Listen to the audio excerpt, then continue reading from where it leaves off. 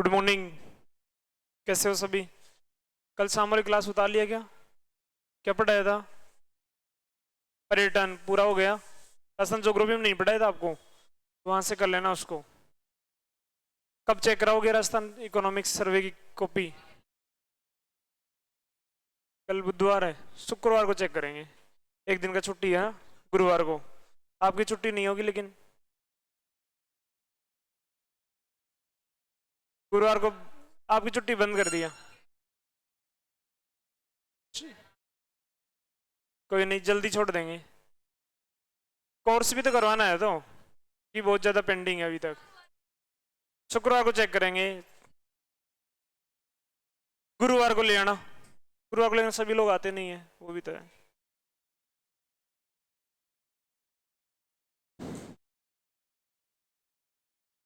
चलो कोई नहीं। नैनोटेक में देखो और भी हैं, दैनिक जीवन में उपयोग है, वहां से ऑब्जेक्टिव क्वेश्चन कम बनते हैं। उनको हम कभी रिवीजन क्लासेस में पढ़ाएंगे। आज हम नया टॉपिक लेंगे, डिफेंस टेक्नोलॉजी। क्या पढ़ेंगे? Defence technology. एक या दो पेज छोड़ करके नोट्स में लिखेंगे, आप समझ गए? 3 क्लास कर लिया था नैनो की, आज पढ़ेंगे डिफेंस टेक्नोलॉजी।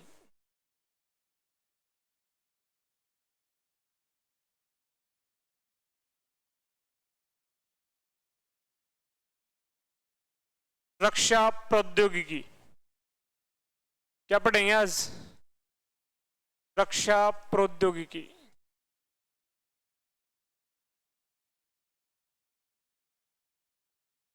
इसका सीधा सा तात्पर्य क्या है कि टेक्नोलॉजी का इस्तेमाल कहां पर किया जा रहा है? रक्षा में उपयोग, रक्षा क्षेत्र में। और इसका एकमात्र उद्देश्य यही है। उद्देश्य क्या है? कि अत्याधुनिक हथियार बना सके, भारत रक्षा के क्षेत्र में आत्मनिर्भर बन सके। रक्षा के क्षेत्र में आत्मनिर्भर बन सके, यही उद्देश्य है इसका। समझ गए? डिफेंस में जिस साइंस टेक्नोलॉजी का उपयोग किया जाएगा, उससे जो जो उत्पाद बनाए जाएंगे, जो जो हथियार बनाए जाएंगे, जो जो व्हीकल्स बनाए जाएंगे, वो सभी किसमें पढ़ेंगे हम? डिफेंस टेक्नोलॉजी में। जैसे जनरल बात करें, क्या क्या पढ़ते हैं देखें, बताओ देखें। जिस प्रकार नैनो के नाम से तो आपको पता चलेगा कि नैनो स्तरीय संरचनाओं का अध्ययन करेंगे। डिफेंस में क्या क्या पढ़ते हैं? डीआरडीओ। डिफेंस के सेक्टर में सबसे प्रमुख संस्था है डीआरडीओ। क्या है? डीआरडीओ प्रमुख संस्था है, यही काम करती है डिफेंस टेक्नोलॉजी के बारे में। इसके द्वारा अनेक प्रोग्राम चलाए गए हैं, मिसाइल बनाई गई है, मिसाइल। और इसके अलग अलग प्रोग्राम थे। एक प्रोग्राम ये तो बना था 1958 में, और एक integrated guided missile development programme, ये चला था 1983 में। कुछ मिसाइलें तो कौन से प्रोग्राम में बनी है? इस प्रोग्राम के तहत। कुछ इसके अलावा भी है, अन्य भी है। तो कहने का मतलब है, एक टॉपिक तो हम क्या लेंगे? मिसाइलों का कंप्लीट। मिसाइल क्या होती हैं, कैसी संरचना होती है, कौन कौन से ईंधन उपयोग में लिए जाते हैं, समझ गए? और कितने प्रकार की होती है, कंप्लीट पढ़ेंगे। इसके अलावा कि डीआरडीओ का कार्य न केवल मिसाइल में है, अन्य कार्य भी है डीआरडीओ के। जैसे एरोनॉटिक्स, विमान बनाता है, विमान तेजस इत्यादि विमान भी बनाए हैं। रडार भी बनाए जाते हैं। स्वास्थ्य के क्षेत्र में उपयोग है इसका, अनेक क्षेत्रों में और भी उपयोग है। तो डीआरडीओ को तो कंप्लीट ही पढ़ेंगे। और पिछली बार तो क्वेश्चन भी यही आया था कि डीआरडीओ का ध्येय वाक्य क्या है, समझ गए? कहने का मतलब डीआरडीओ को कंप्लीट पढ़ेंगे। लेकिन डीआरडीओ में पढ़ते हैं हम मिसाइलों के बारे में, तो शुरुआत हम यहीं से करेंगे कि मिसाइल क्या है, मिसाइल की संरचना कैसी होती है, मिसाइल के प्रकार कौन से होते हैं। फिर चलेंगे अपने इस प्रोग्राम में कि कौन कौन सी मिसाइलें बनाई गई इसमें। कितनी है? 5। कौन कौन सी? पटना, अलग अलग नाम है ये 5। तो शुरुआत यहीं से करेंगे कि मिसाइल क्या है। वास्तव में मिसाइल क्या है? एक व्हीकल है, एक वाहन है, ये जो हथियारों को ले जाने का काम करता है, ये मिसाइल। फिर देखेंगे मिसाइल की संरचना कि कौन कौन से चरण होते हैं। मिसाइल में सबसे पहला चरण होता है ईंधन। बिना ईंधन थोड़ी चल सकता है मिसाइल, ईंधन का होता है। दूसरा होता है गाइडेंस सिस्टम, कि उसको कंट्रोल करने वाला, उसको टारगेट तक ले जाने के लिए कुछ गाइडेड सिस्टम होते हैं उसमें, या तो रडार होंगे या कोई जीपीएस सिस्टम होगा या कंप्यूटराइज सिस्टम होगा। और तीसरा होता है उसमें हथियार, सबसे ऊपर क्या रखा जाएगा, हथियार, जहां पर उसको छोड़ा जाएगा उसमें हथियार होंगे। 3 प्रमुख संरचनाएं। फिर इसके प्रकार देख लेंगे हम, समझ गए। तो आज टॉपिक की स्टार्ट कहां से करेंगे, मिसाइल्स। मिसाइल के बारे में देखेंगे क्या है, इसकी संरचना देखेंगे, संरचना के बाद में इसके प्रकार देखेंगे। तो मिसाइल के बारे में यदि पूरी जानकारी हो गई, फिर हम पढ़ेंगे क्या, डीआरडीओ। डीआरडीओ प्रमुख संस्था है। डीआरडीओ ने कौन कौन सी मिसाइलें बनाया, पहले प्रोग्राम में पटना, इन मिसाइलों को बनाया गया। उसके अलावा भी अन्य मिसाइलें भी हैं, अन्य मिसाइल भी हैं, और कुछ अन्य बिंदु लास्ट में पढ़ लेंगे हम, समझ गए। डीआरडीओ के अन्य कार्य भी हैं, जो डिफेंस के अलावा, डिफेंस सेक्टर के अलावा भी डीआरडीओ बहुत अच्छा कार्य करता है, और यहाँ से क्वेश्चन बनते हैं। और अन्य कार्य, जैसे पिछले 2-3 एग्जाम का अध्ययन करें तो एक तो पूछ लिया डीआरडीओ के बारे में ध्येय वाक्य, और क्या पूछ लिया कि डीआरडीओ द्वारा निर्मित कौन सी दवाई है, दवा का नाम पूछ लिया। मतलब स्वास्थ्य के क्षेत्र में भी इसका योगदान है, ठीक है। यहां से भी शुरू कर सकते थे, लेकिन इसमें शब्द आएगा कौन सा, मिसाइल। तो पहले क्यों ना हम मिसाइल के बारे में जानकारी लें, समझ गए।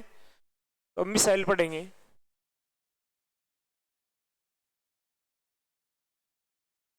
मिसाइल,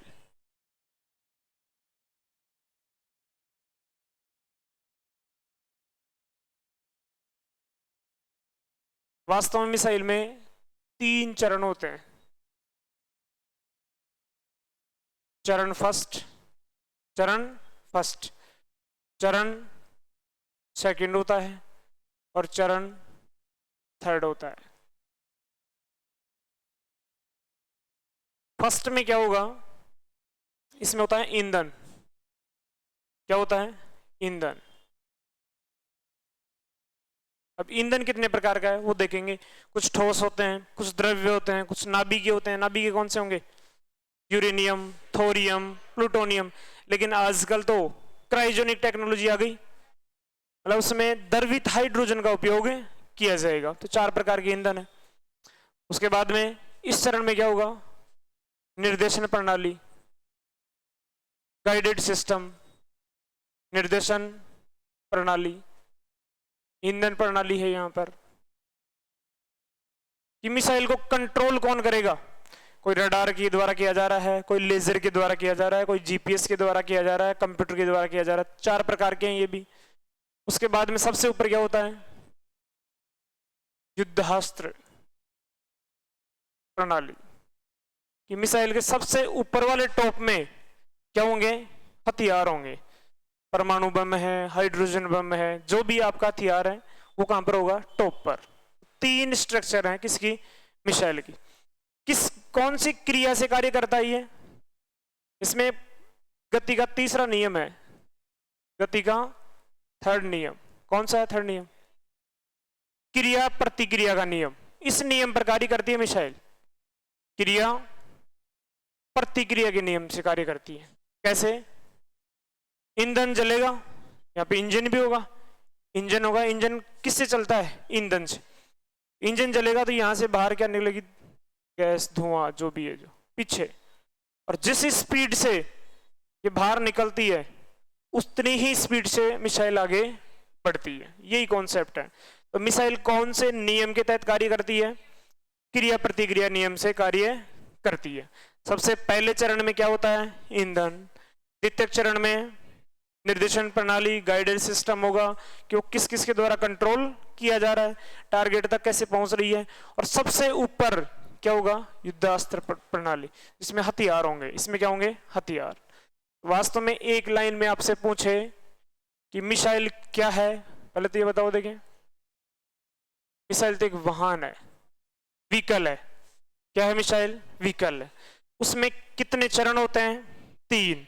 प्रथम चरण में क्या होगा, ईंधन, इंजन चलेगा इससे, ईंधन से। द्वितीय चरण में निर्देशन प्रणाली होगी, गाइडेड सिस्टम होगा कि वो किससे कंट्रोल हो रहा है, कंट्रोल किससे है।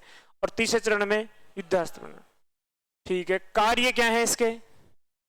हथियारों को ले जाना, हथियार और जो भी विस्फोटक पदार्थ है उसको लक्ष्य तक पहुंचाना इसका प्रमुख कार्य है।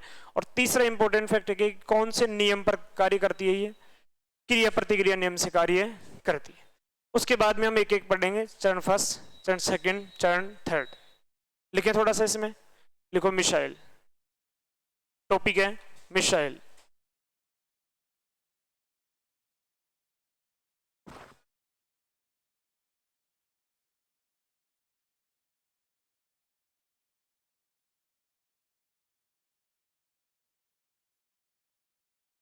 हिंदी में क्या कहते हैं इसको?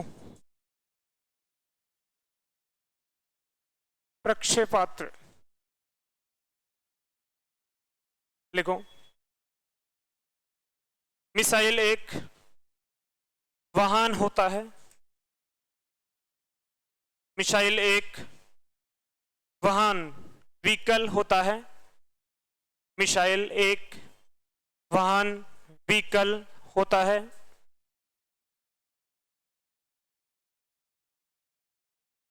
व्हीकल होता है जो हथियारों को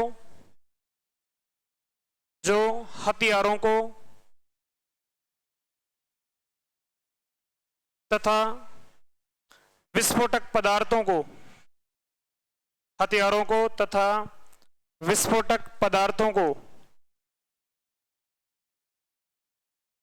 तेज गति से लेकर जाता है, हथियारों को तथा विस्फोटक पदार्थों को तेज गति से लेकर जाता है। नेक्स्ट लाइन, यह गति के तीसरे नियम, यह गति के तीसरे नियम,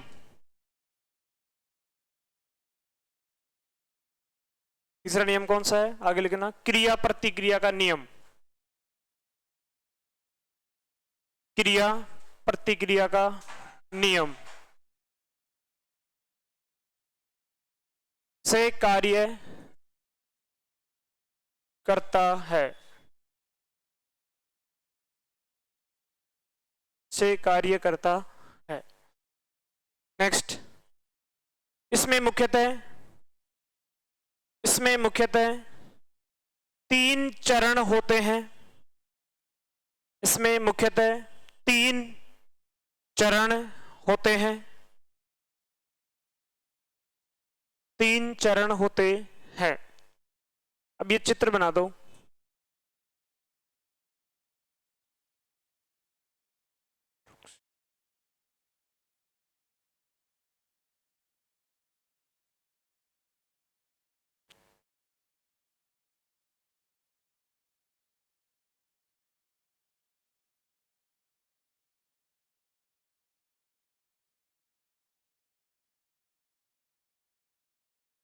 डायग्राम बना लो ये।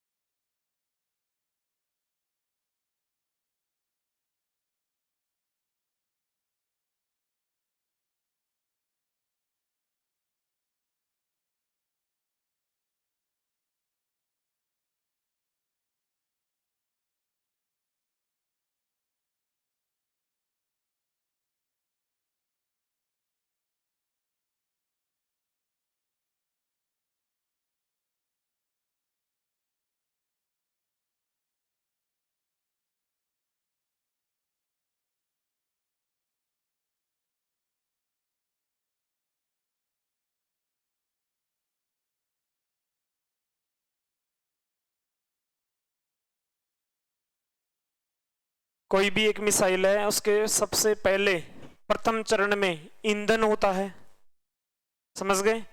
दूसरे चरण में गाइडेड सिस्टम होता है जो कंट्रोल करता है इसे। क्या? तीसरे चरण में युद्धास्त्र प्रणाली जिसमें हथियार होते हैं, कोई भी विस्फोटक पदार्थ होता है। किस किस को ले जाती है मिसाइल? हथियारों को या विस्फोटक पदार्थों को। ये कहां मिलेंगे? तीसरे चरण में। तीसरे चरण में होता है ये। बना लिया डायग्राम। आपसे पूछेगी मिसाइल क्या है? एक व्हीकल है। क्या है? क्या कार्य करता है ये? हथियार और विस्फोटक पदार्थों को लक्ष्य तक ले जाता है तीव्र गति से। इसकी गति ज्यादा होती है सामान्यतः।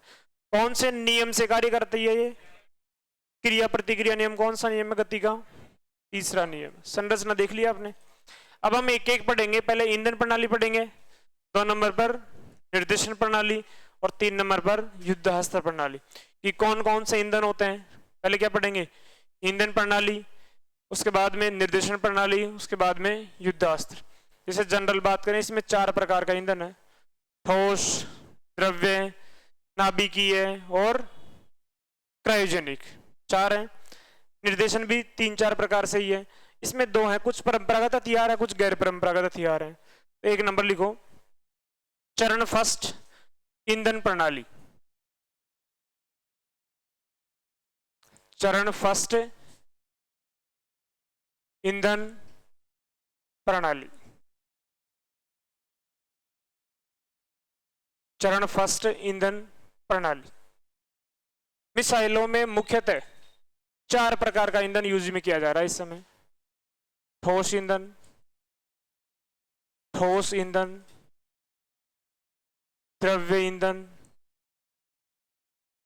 द्रव्य नहीं कहेंगे, तरल कह सकते हैं इसको, तरल लिक्विड फॉर्म में होगा। नेक्स्ट नाभिकीय ईंधन। कौन सा ईंधन है? नाभिकीय ईंधन है। और नेक्स्ट जो लेटेस्ट प्रेजेंट में उपयोग में लिया जा रहा है, क्रायोजेनिक। क्रायोजेनिक ईंधन। क्रायोजेनिक शब्द किसके लिए यूज किया जाता है? बहुत ज्यादा कम तापमान पर, माइनस में टेम्परेचर चलेगा तब। इसका एक एक उदाहरण लिखवा देता हूं। इसका उदाहरण है STPB। क्या है इसका उदाहरण? STPB। इसका है UDMH। UDMH। इसका यूरेनियम, थोरियम और प्लूटोनियम। इसमें द्रव्य हाइड्रोजन। द्रव्य हाइड्रोजन। नैनो में हमने देखा था कि हाइड्रोजन एक गैस अवस्था में होती है, उसको यदि ईंधन के रूप में उपयोग में लेना है तो उसको माइनस में चलना पड़ेगा। और ये द्रव्य हाइड्रोजन चलता है, बनता है, मिलता है में -253 डिग्री सेंटीग्रेड पर। इतना डिग्री माइनस में टेम्परेचर लेंगे तब गैस, हाइड्रोजन गैस किस में चेंज हो जाएगा? द्रव्य में। समझ गए? तो ये मुख्य मुख्य वर्गीकरण है। इसको लिख लो एक बार। वो ऑक्सीकारक है। ईंधन के रूप में तो सिर्फ हाइड्रोजन ही है, वो -183 डिग्री पर वो ऑक्सीकारक होता है। इसमें ईंधन हाइड्रोजन का ही है। STPB का फुल फॉर्म है hydroxyl terminated polybutadiene.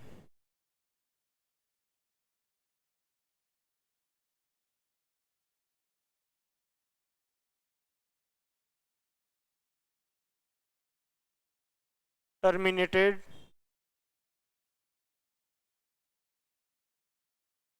Polybutadiene.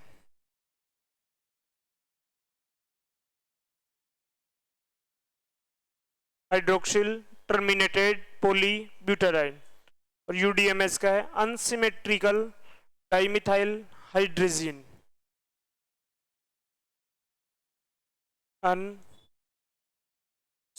Unsymmetrical dimethyl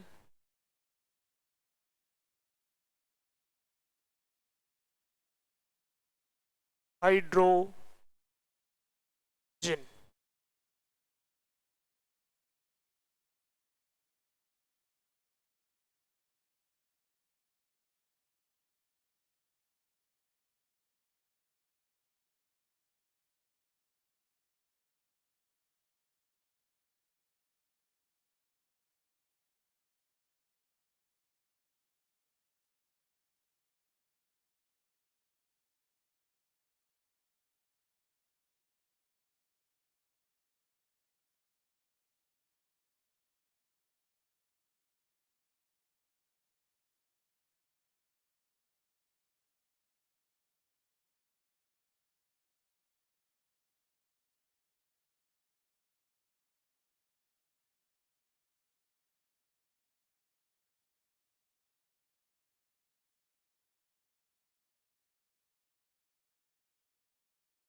मिसाइलों में मुख्यतः कितने प्रकार का ईंधन उपयोग में लिया जाता है?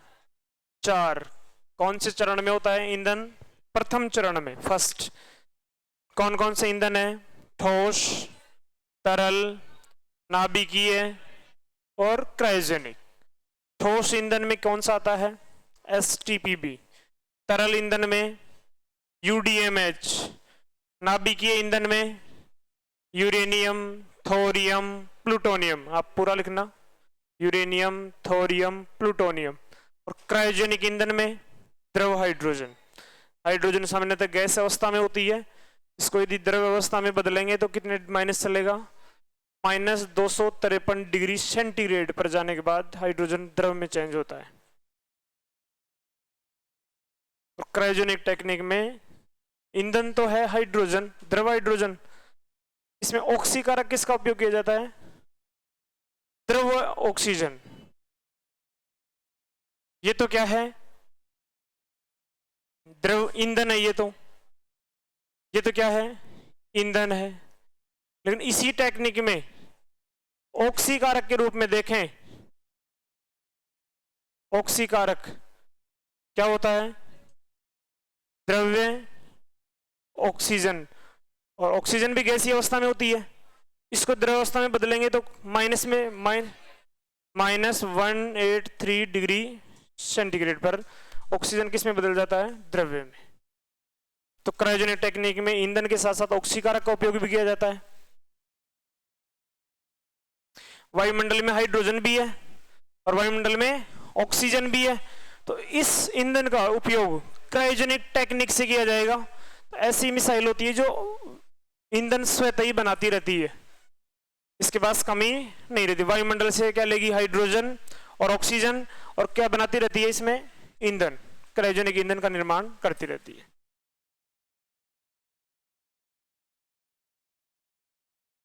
लिख लिया सभी ने? क्या टॉपिक स्टार्ट किया था हमने? मिसाइल। वास्तव में मिसाइल क्या है? व्हीकल है, एक वाहन है। उसमें 3 चरण होते हैं। कितने चरण होते हैं? 3। सबसे पहला चरण कौन सा है? ईंधन प्रणाली। उसमें कितने प्रकार के ईंधन? 4। ठोस, तरल, नाभिकीय, क्रायोजेनिक। ठोस में क्या है? STPB। तरल में UDMH। नाभिकीय में यूरेनियम, थोरियम, प्लूटोनियम। और क्रायोजेनिक में हाइड्रोजन, द्रव हाइड्रोजन ईंधन के रूप में तो, और ऑक्सीकारक के रूप में द्रव ऑक्सीजन। समझ गए? अब क्या पढ़ेंगे? चरण सेकंड। चरण सेकंड में क्या होता है? इधर देखो एक बार। Guidance system. Guidance system.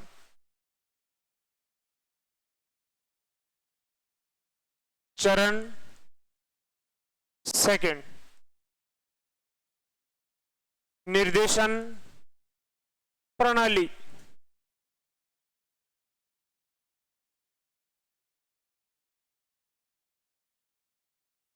ये क्यों लगाया जाता है ये बताओ। देखें इसका उद्देश्य क्या है। इसका ईंधन का उद्देश्य तो आप समझ गए कि इंजन को चलाना है, मिसाइल को चलाना है तो ईंधन की आवश्यकता पड़ेगी। इसका क्या उद्देश्य होता है? क्या उद्देश्य होगा इसका?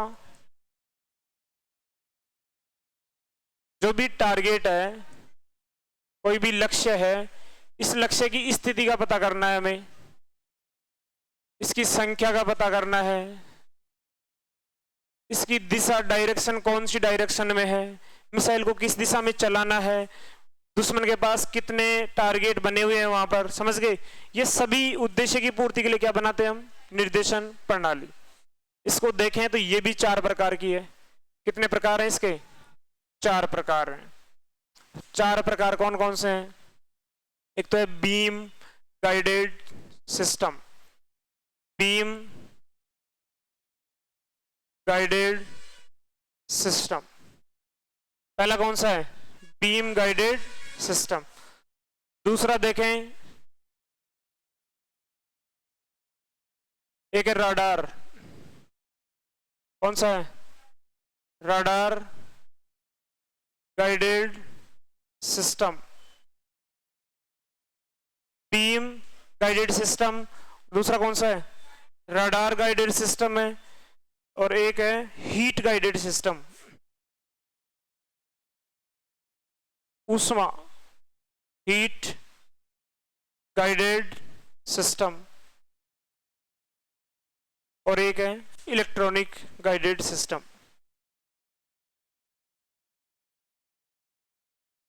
इलेक्ट्रॉनिक गाइडेड सिस्टम, एक एक की बात करें, इसको क्या कहते हैं हिंदी में? पुंज निर्देशन प्रणाली। कैसे काम करता है, कौन से सिद्धांत पर काम करता है ये पहले देखें इसका सिद्धांत।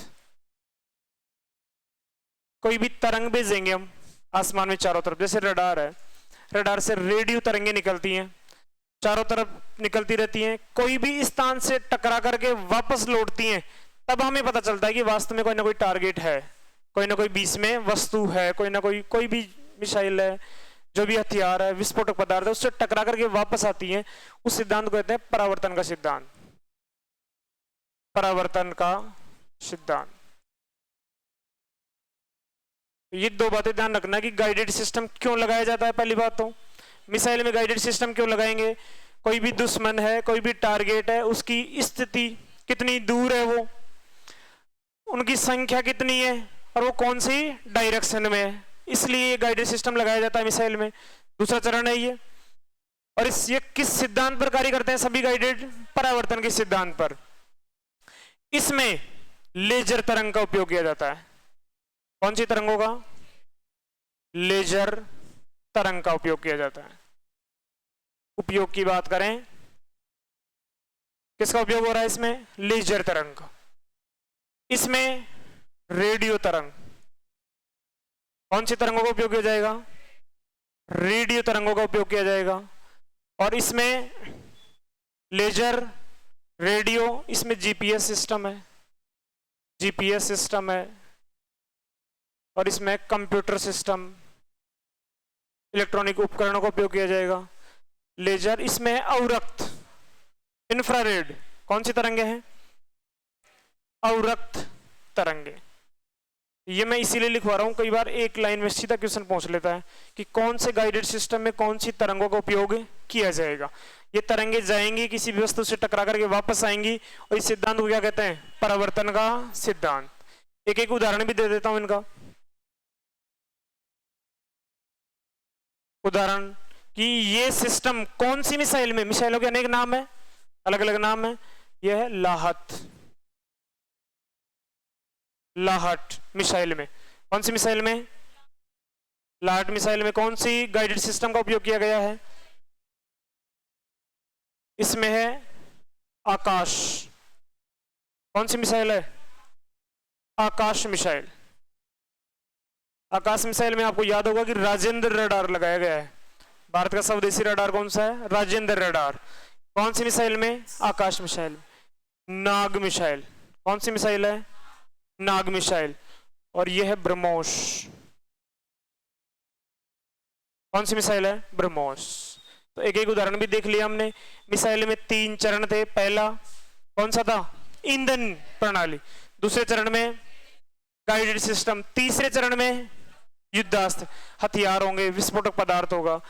दूसरे चरण की बात करें तो इसका उद्देश्य क्या था? लक्ष्य की स्थिति का पता करना, संख्या का पता करना, दिशा का पता करना। और ये गाइडेड सिस्टम किस सिद्धांत पर काम करते हैं? ये परावर्तन के सिद्धांत पर काम करते हैं। कितने प्रकार के होते हैं? मुख्यतः 4। पहला कौन सा है? इसमें कौन सी तरंगों का उपयोग किया जाएगा? उदाहरण लाहट। एक एक तो याद रखना ही है हमें। रडार गाइडेड सिस्टम में कौन सी तरंगों का? उदाहरण हीट। हीट गाइडेड सिस्टम में अवरक्त तरंगों का, इंफ्रारेड तरंगों का उपयोग किया गया है। कौन सी मिसाइल है? नाग। और इलेक्ट्रॉनिक गाइडेड सिस्टम में जीपीएस सिस्टम, कंप्यूटर का उपयोग किया जाएगा। उदाहरण क्या है? ब्रह्मोस मिसाइल। समझ गए? उसके बाद में क्या देखेंगे? चरण थर्ड। चरण थर्ड में क्या है? युद्धास्त्र। कौन कौन से हथियार हैं? परंपरागत और गैर परंपरागत। इसको लिखो एक बार। सेकंड चरण आराम से लिख रहे हैं हम। मिसाइल की डेफिनेशन देखा, संरचना देखा, लिखो इसे। उद्देश्य मैं लिखाऊंगा, नाम लिखो। चरण सेकंड निर्देशन प्रणाली गाइडेड सिस्टम। इसका पहले उद्देश्य लिखो। चरण सेकंड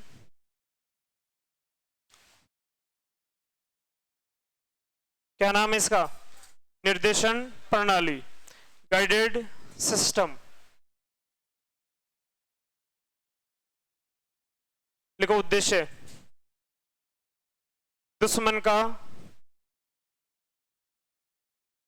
दुश्मन या लक्ष्य की स्थिति, दुश्मन या लक्ष्य की स्थिति, संख्या,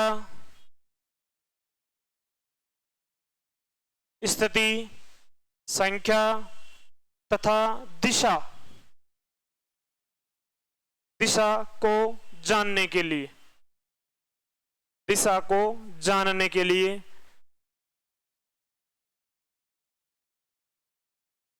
बताइए सभी कि मिसाइलों में द्वितीय चरण गाइडेड सिस्टम क्यों लगाया जाता है? कोई भी टारगेट है उसकी स्थिति, लोकेशन पता करने के लिए, उनकी संख्या का पता करने के लिए, और वो कौन सी दिशा में है। आगे लिखो, यह है, अगली लाइन से लिखना, यह परावर्तन के सिद्धांत पर कार्य करती है।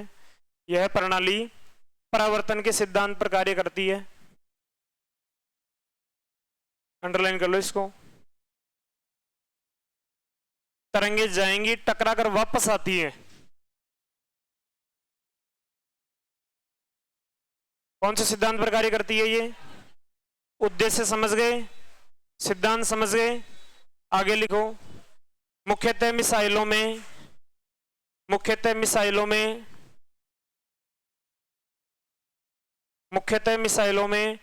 चार प्रकार का, मुख्यतः मिसाइलों में चार प्रकार का गाइडेड सिस्टम होता है, गाइडेड सिस्टम होता है। अच्छे से समझ गए क्या ये?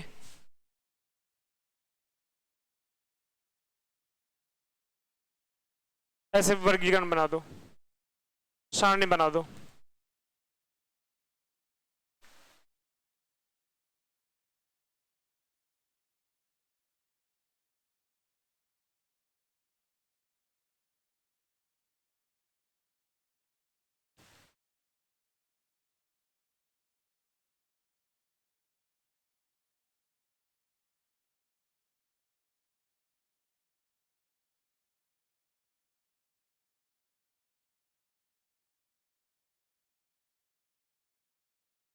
आवाज नहीं।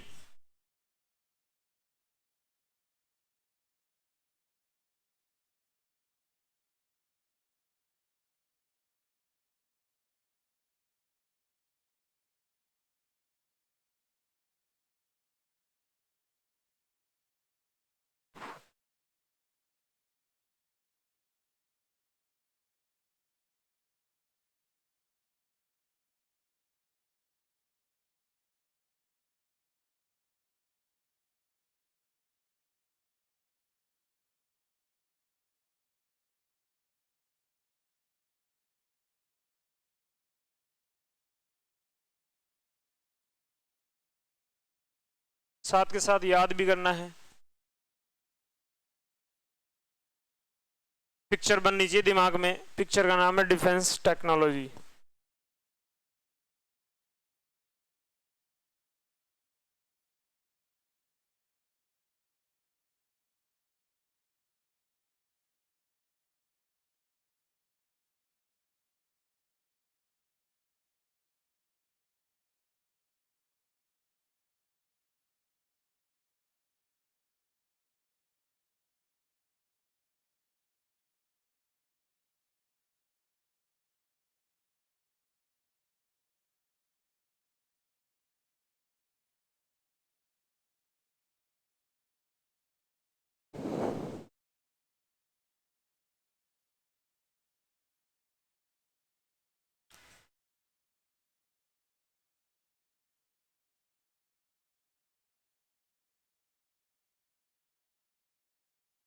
नाग मिसाइल में गाइडेड सिस्टम के रूप में किसका उपयोग किया गया है? नाग में हीट गाइडेड सिस्टम है। तरंगे कौन सी हैं उसमें? अवरक्त, इंफ्रारेड।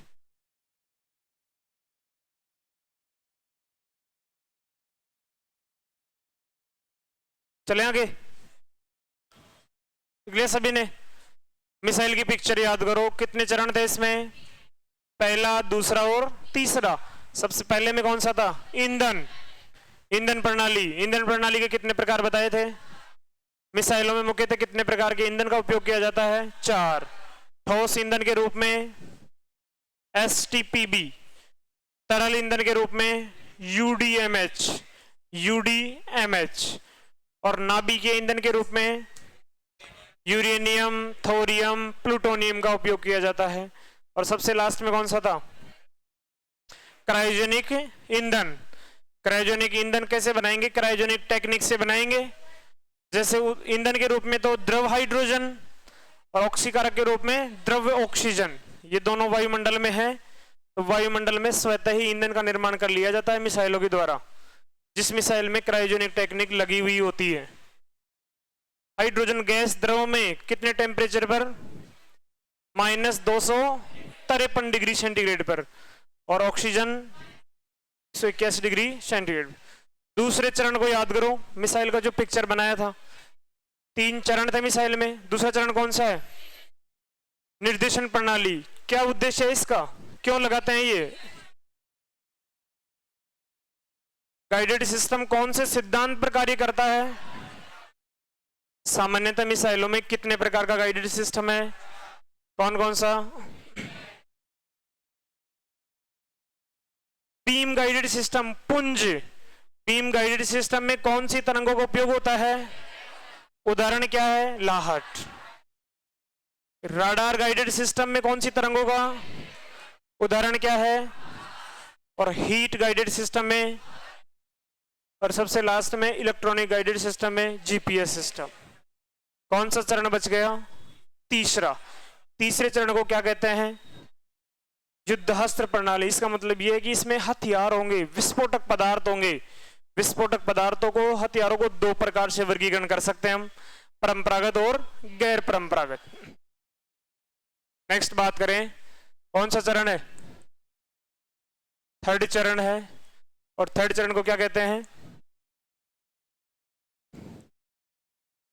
युद्धहस्त्र प्रणाली, वेपन सिस्टम। वेपन सिस्टम, 2 प्रकार के वेपनों का उपयोग किया जाता है मिसाइलों में। एक तो है परंपरागत हथियार, परंपरागत हथियार, दूसरा गैर परंपरागत।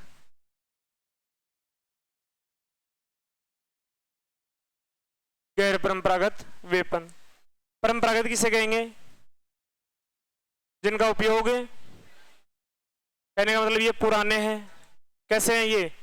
पुराने, बहुत लंबे समय से इनका उपयोग चल रहा है। दूसरा, ये कम घातक है। कैसे हैं ये? कम घातक है, नुकसान कम करते हैं ये। हथियारों का उपयोग तो लेंगे, उदाहरण बताओ देंगे इनके। RDX का नाम सुना है?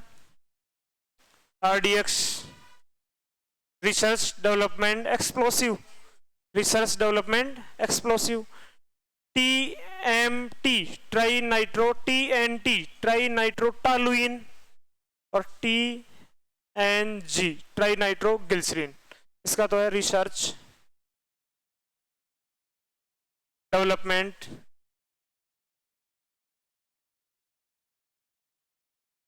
एक्सप्लोसिव, और ये है ट्राई नाइट्रो टॉलुइन, और ये है ट्राई नाइट्रो ग्लिसरीन। ये परंपरागत है। सामान्यतः इनका उपयोग मिसाइलों में नहीं किया जाता प्रेजेंट की स्थिति में। प्रेजेंट में तो इन्हीं का उपयोग किया जाएगा जो बताएंगे, परमाणु बम, हाइड्रोजन बम। आधुनिक हथियार किस में आएंगे? गैर परंपरागत में। समझ गए? इनका उपयोग बहुत पहले से हो रहा है, उपयोग पुराना है, पहले से किया जा रहा है। और कैसे होते हैं ये? कम घातक होते हैं। उदाहरण कौन कौन से? RDX, TNT, TNG। गैर परंपरागत किसे कहेंगे? आधुनिक हथियार होते हैं ये। कैसे हथियार होते हैं ये? आधुनिक हथियार होते हैं। अधिक घातक होते हैं, ये अधिक घातक होते हैं। उदाहरण की बात करें तो ये 3 प्रकार के हैं। कितने प्रकार के हैं ये? रासायनिक हथियार। कैसे हथियार? जैविक हथियार और परमाणु हथियार। कौन से हथियार? परमाणु हथियार। इनके बारे में जानकारी है। परमाणु बम, हाइड्रोजन बम बनाएंगे। इसमें क्या क्या आएगा? Bacteria, virus. जैसे कोरोना को क्या नाम दिया गया था? जैविक हथियार। कोरोना वास्तव में क्या है? जैविक हथियार। और ऐसे केमिकल बना दिया जाए जिनको वायुमंडल में छोड़ दें, किसी भी देश में, किसी भी प्रदेश में छोड़ दें, तो उसके नेगेटिव इंपैक्ट है बॉडी पर, शरीर में, मानव जाति पर, सभी जीव जंतुओं पर। तो ये भी कई प्रकार के हैं। जैसे ब्लिस्टर एजेंट। कौन सा एजेंट है ये? Blister agent. इसमें ऐसे केमिकल होंगे जिनको यदि छोड़ दिया जाए तो हमारी चमड़ी पर फफोले फफोले हो जाएंगे सभी लोगों के। ठीक है। एक है नर्व एजेंट। कौन सा है? Nerve agent. इनको यदि छोड़ दिया जाए तो हमारे जो नर्वस सिस्टम है, तंत्रिका तंत्र है, उसको नुकसान करता है ये केमिकल। ठीक है।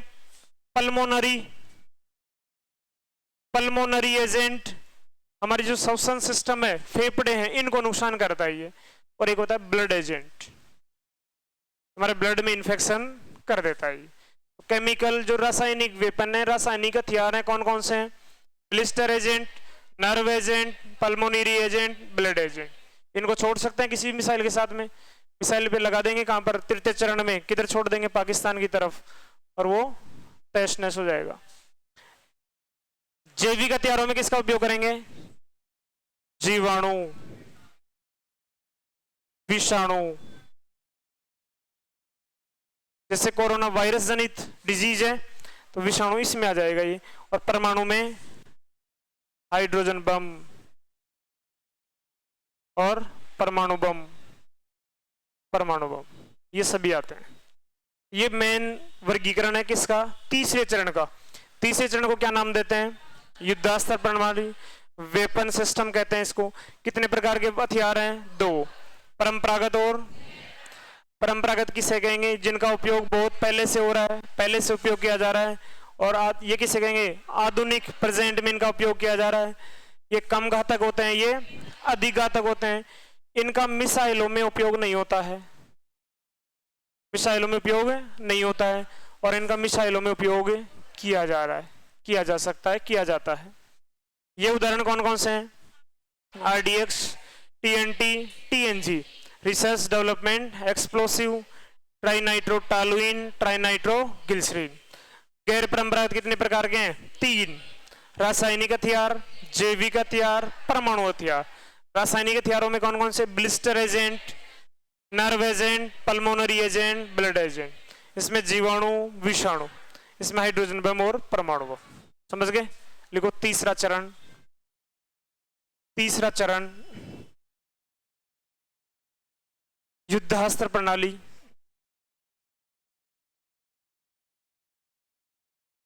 इसमें थोड़ा सा लिखना। इस चरण में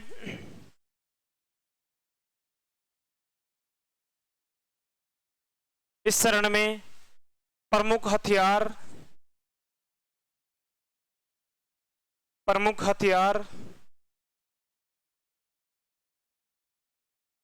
तथा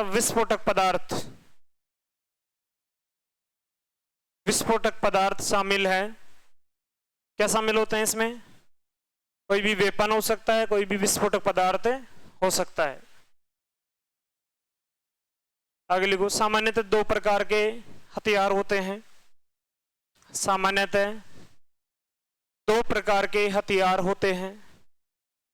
2 प्रकार के हथियार होते हैं। सामान्यतः 2 प्रकार के हथियार होते हैं। एक ही पेज में बना लोगे क्या? देखो, एक तरफ परंपरागत हथियार,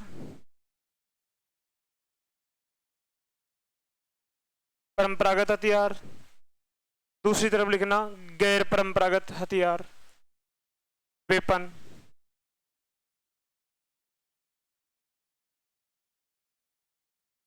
पहले परिभाषा लिखेंगे दोनों की, बीच में एक लाइन खींच दो, टेबल बना दो।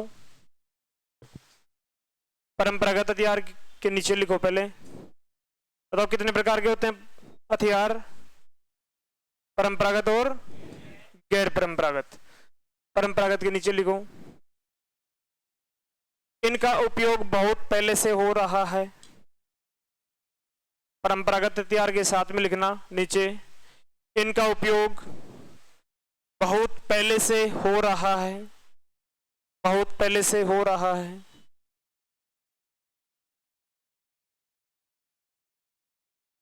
गैर परंपरागत के नीचे लिखो ये आधुनिक हथियार है, आधुनिक हथियार है। इसका मतलब क्या हुआ, वर्तमान में इनका उपयोग हो रहा है, ये आधुनिक हथियार है।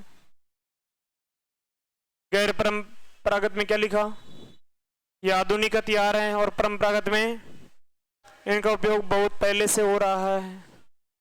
परंपरागत में लिखो ये कम घातक होते हैं, कम घातक होते हैं, कम घातक होते हैं। और गैर परंपरागत अधिक घातक होते हैं, अधिक घातक होते हैं।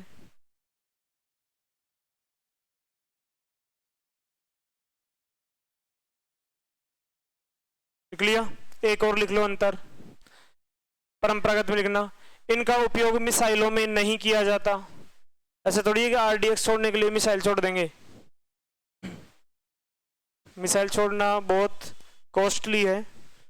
आरडीएक्स तो आप ही ले जाना, जेब में डाल करके छोड़ के आ जाना। जब मिसाइल लेके जाओगे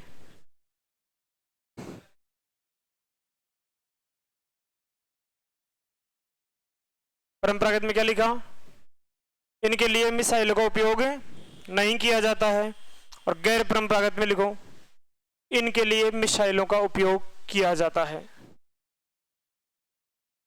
इनके लिए मिसाइलों का उपयोग किया जाता है। परंपरागत के उदाहरण लिख दो।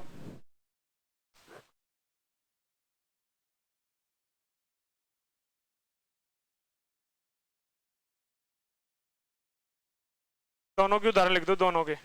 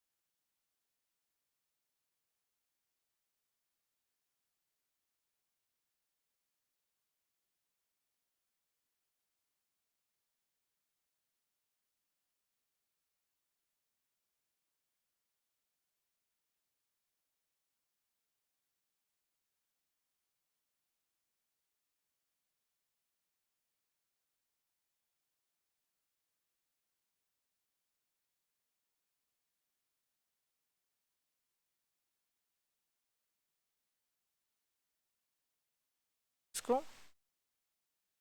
जनरली किसी से भी छोड़ सकते हैं, या कोई भी व्यक्ति ले जाके छोड़ सकता है।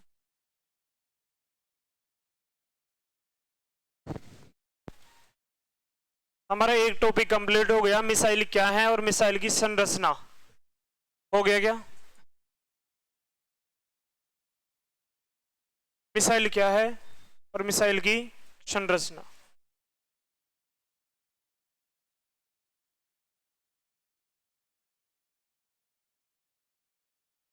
गैर परंपरागत हथियार कितने प्रकार के होते हैं? 3, रासायनिक हथियार, जैविक हथियार और परमाणु हथियार।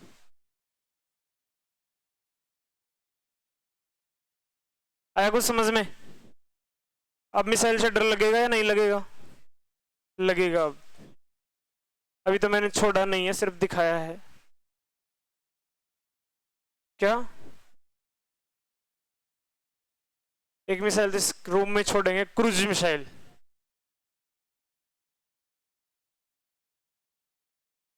परमाणु हथियार में क्या क्या आएगा? हाइड्रोजन बम, परमाणु बम,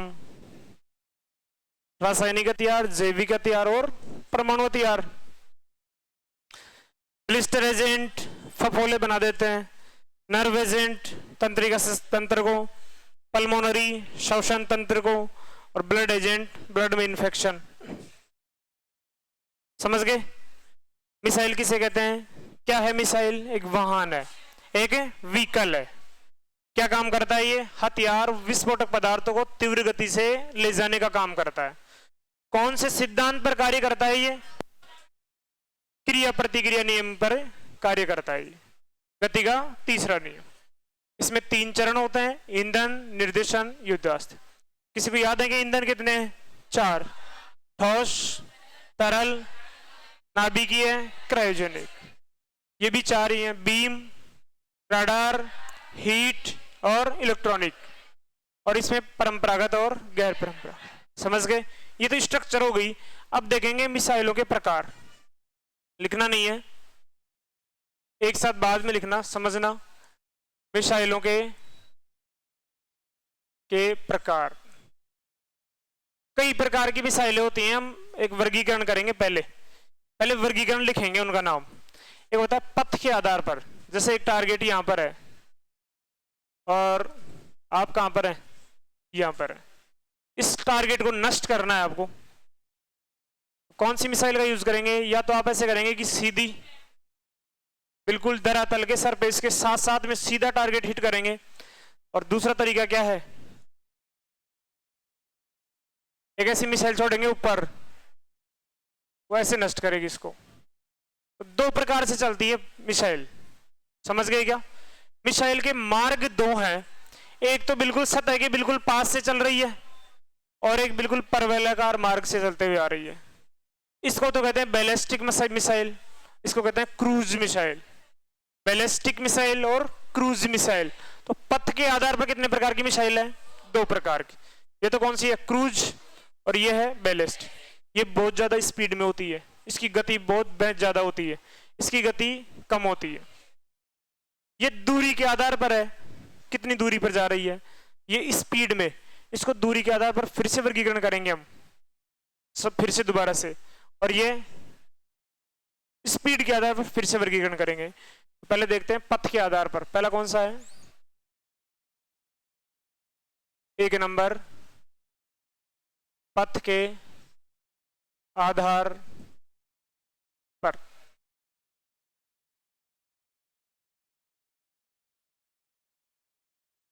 कौन सी है? Ballistic missile. Ballistic missile. और ये क्रूज मिसाइल। क्रूज मिसाइल कौन सी थी? जो सतह के बिल्कुल पास में चलती है। और बैलिस्टिक है जो परवलयाकार मार्ग में चलती है। इसको पुनः दूरी या परास के आधार पर दोबारा से वर्गीकरण किस में करेंगे? इसको दूरी या परास के आधार पर फिर से वर्गीकरण करें तो ये 4 प्रकार की है। Short range ballistic missile. बाद में इसको डिटेल पढ़ाऊंगा, उदाहरण पढ़ाऊंगा। सिर्फ मैं चार्ट बना रहा हूं, एक वर्गीकरण बना रहा हूं। बैलिस्टिक मिसाइल का दोबारा से वर्गीकरण किससे किया? दूरी या परास के आधार पर। सबसे पहले शॉर्ट रेंज बैलिस्टिक मिसाइल, मतलब 1000 किलोमीटर तक छोड़ना है। सिर्फ कहां तक? 1000 किलोमीटर तक। फिर है 2 number, medium range ballistic missile, 1000 से 2500 किलोमीटर तक। 1000 से 2500 किलोमीटर तक कौन सी आएगी? Medium range ballistic missile. इसमें बी आ रहा है तो ये बैलिस्टिक मिसाइलों के ही प्रकार है, वर्गीकरण है। तीसरा इंटीग्रेटेड रेंज बैलिस्टिक मिसाइल, यह है 2500 से 5000। और चौथा है इंटरकॉन्टिनेंटल बैलिस्टिक मिसाइल। मतलब कॉन्टिनेंट किसके लिए यूज करते हैं? महाद्वीपों के लिए। बहुत ज्यादा लंबी दूरी 5000 किलोमीटर से अधिक दूरी की मिसाइल कौन सी है? Intercontinental ballistic missile. इसके नाम से याद आ रहा है क्या? कौन सी मिसाइलें हैं जो परवलयाकार मार्ग में चलती हैं? इनको पुनः दूरी के आधार पर कितने प्रकार से? Short range ballistic missile, medium range, integrated, intercontinental ballistic missile. ये कौन सी है? जो सतह के समानांतर साथ में पास में चलती हैं, इनकी स्पीड बहुत ज्यादा होती है क्रूज मिसाइल की। तो इनको वापस से वर्गीकरण किसके आधार पर करेंगे? गति के आधार पर। गति या फिर स्पीड के आधार पर। ध्वनि की चाल क्या होती है सामान्यतः? 332 मीटर पर सेकंड। ध्वनि की चाल कितनी होती है? 332 मीटर पर सेकंड। यदि कोई मिसाइल, कोई भी क्रूज मिसाइल ध्वनि की चाल से चल रही है, उसको कहते हैं सोनिक मिसाइल। उससे कम चल रही है तो सबसोनिक, उससे ज्यादा सुपरसोनिक, और 5 मेक से ज्यादा। कहने का मतलब कोई भी मिसाइल है, उसकी गति में यदि ध्वनि की गति का भाग दें तो हमें 1 मेक प्राप्त होता है। मेक वास्तव में किसी भी मिसाइल की स्पीड की जानकारी देता है कि कोई मिसाइल कितनी स्पीड से चल रही है, उसको किसमें मापते हैं? मेक। 1 मेक कैसे निकालेंगे? मिसाइल की गति में ध्वनि की चाल का क्या देंगे? भाग देंगे। तो ये 4 प्रकार की हैं। पहला तो है सबसोनिक। कौन सी है? सबसोनिक का मतलब ध्वनि की चाल तो सोनिक हो गया, इससे कम, 1 मैक से कम है इसकी स्पीड। तो सबसोनिक क्रूज मिसाइल कौन सी होंगी? जिनकी स्पीड 1 मैक से कम, ध्वनि की चाल से कम। दूसरा सोनिक मिसाइल। सोनिक मिसाइल भी कहते हैं, टेक्स्ट सोनिक भी कहते हैं इसको। सोनिक मिसाइल किसे कहेंगे? ऐसी मिसाइल जिसकी स्पीड ध्वनि की चाल के बराबर होती है और 1 मैक से, ये 1 मैक से कम, 1 से 5 मैक तक होती है। Super sonic missile.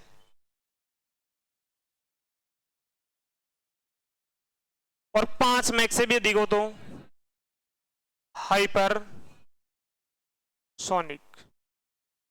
ये चार्ट अच्छे समझ में पढ़ेंगे एक एक को, लेकिन हमने चार्ट बनाया, वर्गीकरण बनाया। सबसे पहले पथ के आधार पर कितने प्रकार की मिसाइलें होती हैं? कौन कौन सी? बैलिस्टिक ध्यान आ रहा है कि ऐसे बिल्कुल परवलयाकार मार्ग में चलती है। क्रूज मिसाइल सरफेस के साथ साथ चलती है। इनको वापस से किसके आधार पर? Short range, medium range, integrated range और इंटरकॉन्टिनेंटल। ये है सबसोनिक, सोनिक, सुपरसोनिक, हाइपरसोनिक। लेकिन कई बार मिसाइलों को ये होता है कि मैं यहाँ हूँ, दुश्मन पीछे है, तो मैंने सरफेस से सरफेस ही छोड़ दिया मिसाइल को। तो वो है लक्ष्य के आधार पर कि आपका टारगेट कैसा है। दूसरा वर्गीकरण कौन सा है मिसाइलों का? लक्ष्य के आधार पर। यदि कोई लक्ष्य सरफेस पर ही है तो सरफेस से सरफेस, कोई आसमान में है सरफेस टू एयर, आप भी आसमान में है, लक्ष्य भी आसमान में, तो air to air. Surface to surface, surface to air, air to air. 3 प्रकार की मिसाइलें होती हैं। किसके आधार पर? लक्ष्य के आधार पर।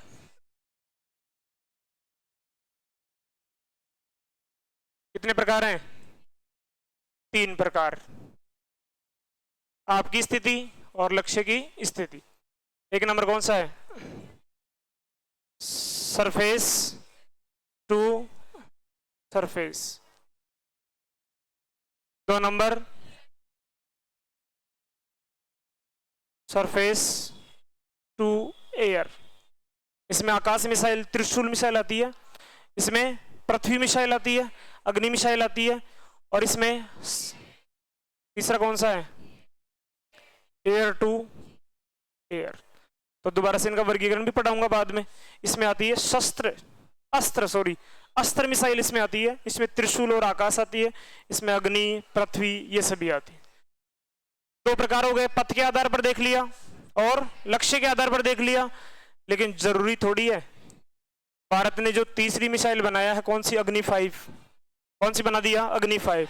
अग्नि 5 चलाने के लिए नहीं बनाया हमने, सिर्फ दिखाने के लिए बनाया कि लोग देख करके डर जाएं, उसका नाम सुन करके लोगों की रूह कांप जाए। तो कुछ मिसाइलें तो होती हैं युद्ध के लिए और कुछ मिसाइलें कैसे होती हैं, सिर्फ दिखाने के लिए। मतलब युद्ध नीति दो प्रकार की होती है, एक तो युद्ध करो और एक युद्ध के लिए डरा दो पहले ही। तो युद्ध नीति के आधार पर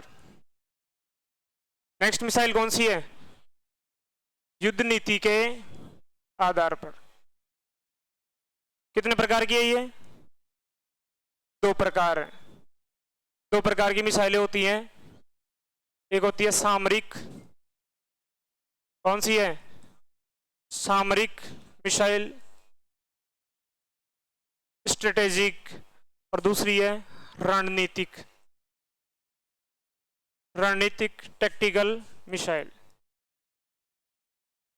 ये सिर्फ दिखाने की है, जैसे इसका उदाहरण है अग्नि 5, कौन सी है, अग्नि 5, सिर्फ डराने के लिए, और इसमें सभी पृथ्वी सभी आ जाएंगी युद्ध करने के लिए, युद्ध करने के लिए। ब्रह्मोस, कौन सी है, ब्रह्मोस मिसाइल, समझ गए, डराने के लिए।